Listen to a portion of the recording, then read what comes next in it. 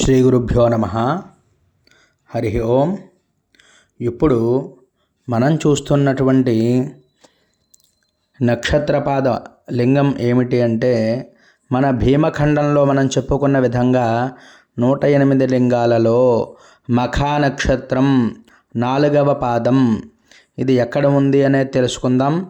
మన రామచంద్రపురం గ్రామం నుంచి అయితే కొత్తూరు అనేటువంటి ఊరుంది. ఇక్కడికి కరెక్ట్గా ఒక 2 కిలోమీటర్ల దూరంలో అయితే మనకి స్వామివారి దర్శనం అయితే ఉంటుందండి. ఇది ఎలా వెళ్ళాలి అంటే, మనకి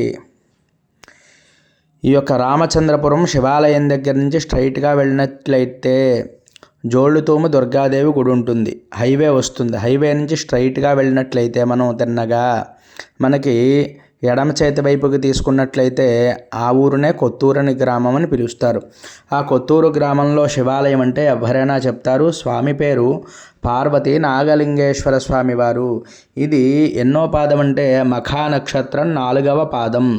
ఈ స్వామివారు ఇది కూడా సింహరాశిలోకే వస్తుందండి. మఖా నక్షత్రం 4వ పాదం అంటే ఆఖరి పాదం. మనకి ఇందులో ఆల్రెడీ 1, 2, 3 కూడా పెట్టడం జరిగింది. ఇది 4వ పాదం చివరిది. స్వామివారిని అయితే మీరు చక్కగా దర్శనం చేసుకోవచ్చండి. ఇక్కడికి మనకి సౌకర్యాలు అంతగా ఏమి ఉండవండి. అంటే మనం బండి మీద అయితేనే సులువుగా వెళ్ళగలుగుతాం. లేకపోయినట్లయితే ఆటోలవి కూడా కొంచెం తక్కువగా అయితే దొరుకుతాయండి. స్వామివారిని అయితే మనం చక్కగా దర్శనం చేసుకోండి.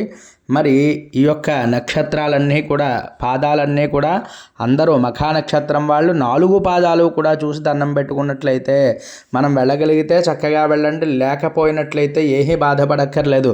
మన ఛానల్లో చక్కగా అన్ని పాదాలు అన్నీ కూడా మనకి లభ్యం అవుతున్నాయి కాబట్టి దర్శనం అయితే తప్పకుండా చేసుకుని స్వామివారిని ఓం నమ శివాయ అంటూ పంచాక్షరి జపాన్ని అయితే అందరూ కూడా ఆచరించండి. అంతేకాకుండా మఖా నక్షత్ర దేవతాయే నమః, పితృభ్యో నమః అంటూ జపం చేసుకుంటూ ఉండాలి. ఎందుకంటే మఖా నక్షత్రానికి అధిష్టాన దేవత పితృదేవతలు కాబట్టి పితృ సంబంధమైనటువంటి శాపాలని కూడా ఆ దోషాలని కూడా తొలగిపోతాయి. ఈ స్వామిని ఒక్కసారి చూసినట్లయితే అదిగో చూడండి, చాలా అద్భుతమైనటువంటి దర్శనం జరుగుతోంది స్వామివారిని. ఇందువల్ల అంటే మనం వెళ్ళలేకపోయినా పర్వాలేదు. ఇలాంటి మనం సంకల్పం చేసినటువంటి కార్యం ఎలాంటిది అంటే 108 లింగాలు కూడా చక్కగా మనం ఇంట్లో కూర్చునే దర్శనం చేసుకునే విధంగా మనమైతే మరి అందరికీ కూడా సౌకర్యాన్ని కల్పిస్తోంది మన భీమేశ్వర ఛానల్ అండి. మరి అంతా కూడా స్వామివారి యొక్క అనుగ్రహం, ఈ యొక్క పుణ్యంలో కూడా మీరు కూడా పాలు పంచుకోండి. ఇంకా ఎవరైనా మరి మన ఛానల్ సబ్స్క్రైబ్ చేయకపోతే సబ్స్క్రైబ్ చేయండి.